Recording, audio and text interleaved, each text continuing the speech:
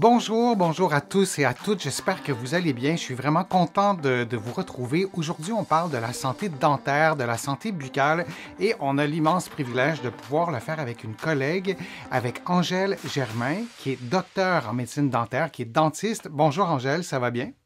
Bonjour Denis, ça va très bien toi-même? Oui, oui, ça va très bien. On a récolté beaucoup de questions à répondre, des questions que tu Mhm. réponds souvent dans ta pratique. C'est vraiment fascinant. Puis c'est tellement fascinant que tu as décidé d'en parler dans un livre, un excellent livre que je vous recommande, qui s'intitule Ouvrez grand, l'impact insoupçonné de la santé buccale sur la santé globale. Il faut lire ton livre. Il y a des gens qui vont le lire et qui vont être vraiment très étonnés de tous les liens qu'on peut faire et tous les conseils que tu donnes aussi hors contexte. Là, si on n'est pas dentiste, en tout cas, je parle pour moi, j'ai l'impression qu'il y a comme quelque chose de coincé dans la dent, puis donc j'ai besoin que tu m'expliques ce que c'est exactement.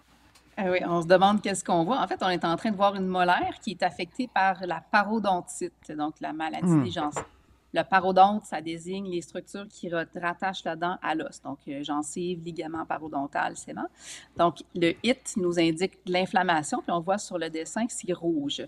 Donc, c'est pas normal que Mhm. la gencive soit rouge. Si on est attentif, on remarque aussi que sur l'émail, il y a comme une petite couche un peu jaunâtre qui Mhm. représente la plaque et le tartre. Et l'instrument avec des lignes qu'on observe, c'est un instrument dont on se sert, nous, les dentistes, pour mesurer la profondeur de la crevasse entre la gencive et la dent. Donc, ça va nous donner OK. une idée de la sévérité de la maladie de gencive et si elle est présente. Et ce qu'il faut comprendre, c'est que la maladie des gencives, ça ne fait pas mal, ou très rarement. La majorité du temps, les Ah gens oui. n'ont aucune douleur, ne sentent rien, même sont étonnés qu'on leur dise qu'ils ont un problème. Alors, c'est ce qui fait que c'est tellement répandu, là. C'est difficile de quantifier exactement la proportion de gens qui en sont atteints, mais certains chercheurs avancent que jusqu'à un adulte sur deux en haut de 40 Hmm. ans pourrait être affecté par la parodontite. Donc ça, évidemment, la soie dentaire serait une façon efficace de prévenir la parodontite. Tu dis que ça fait pas mal, et corrige-moi si je me trompe, ce qui est au centre de la dent, là, qui est comme en rose, pas le truc rougeâtre, là, c'est le nerf qui est là, c'est ça? C'est le nerf qui descend? Exactement, c'est la Et pulpe avec des vaisseaux sanguins puis des terminaisons nerveuses, oui. donc, parce que tu dis que ça fait pas mal parce que c'est une région où ça se produit, ce qui est en rose plus foncé, là, qui n'est pas innervé, est-ce que c'est pour ça que ça fait pas mal? Exactement, c'est très peu énervé, puis le processus de la maladie est assez lent. Donc, ça va tellement lentement qu'il n'y a pas nécessairement de signaux de douleur. Par contre, il y a de l'inflammation, bien sûr, puis il y a de la destruction de tissus. Donc, malheureusement, parfois, lorsqu'on se rend compte que la maladie est présente, ça peut déjà être rendu à un stade très avancé. Et puis, il faut Mhm. comprendre que la destruction fait en sorte que la crevasse est de plus en plus profonde. Donc, les Hmm. bactéries, elles vont à cet endroit-là. De plus en plus difficile de les déloger. Elles vont former aussi du tartre tout le long de la racine. Alors, ça devient un problème vraiment complexe à traiter puis à régler. On a une question de Rachel sur les brossettes en question, puis peut-être que ça a peut-être un lien aussi avec ce dont tu nous expliques. On a une illustration, je vais juste la trouver. Oui, je l'ai, OK, de la parodontite. Donc, c'est ce que tu nous expliquais. C'est une illustration qui est dans ton livre. Je la trouvais pas pendant que tu nous l'expliquais, mais si on la montre, pardon, si on la montre un petit peu en plus gros, ce qu'on voit, c'est un début de carie, c'est ça? Ou, C'est du tartre. c'est du tartre en noir, là, c'est ça? En noir, oui, c'est du tartre, c'est qu'il y a des dépôts calcaires. Et puis pourquoi c'est OK. noir? C'est que ben, d'une part, le tartre et les bactéries génèrent de l'inflammation, donc du saignement à bas bruit, du saignement en petite intensité, qui Mhm. va amener du dépôt de fer sur le tartre, qui donne sa couleur OK. foncée comme celle-là. Et d'autres substances colorées pourraient aussi se déposer sur les dépôts de tartre qui sont très rugueux, très poreux. Donc ça absorbe ce qui passe.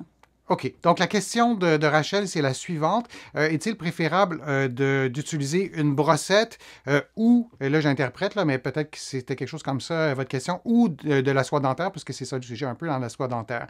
Si on a à choisir un ou l'autre, on prend lequel? Ça dépend de votre situation.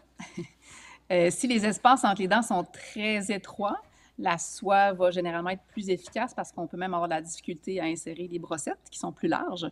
Par contre, avec des espaces très larges, c'est l'inverse. La soie, qui est comme une petite ligne, aura Mhm. peu d'efficacité pour nettoyer une grande zone très large, là, si l'espace est large entre les dents. Donc, c'est sur mesure. Ben, merci vraiment pour tous ces conseils-là. J'encourage vraiment tout le monde à se procurer ton livre, à le lire. On sous-estime tellement l'importance de la santé buccale. On sous-estime aussi notre propre rôle qu'on peut jouer dans notre santé buccale. Ouvrez grand l'impact insoupçonné de la santé buccale sur la santé globale. Si vous vous dites, bon, brossage des dents, soie dentaire, je sais comment ça marche, vous vous trompez. Pourquoi? Parce que la science est assez puissante. La science découvre des nouvelles choses. Tu nous l'as déjà dit, Angèle, il y a des choses que vous, les dentistes, vous ne saviez pas il y a 20 ans, que vous avez appris peut-être il y a quelques années parce que la science a découvert ces choses-là. Ben, ton livre, c'est une excellente courroie de transmission pour s'approprier ça, pour prendre soin de notre santé tout au long de notre vie.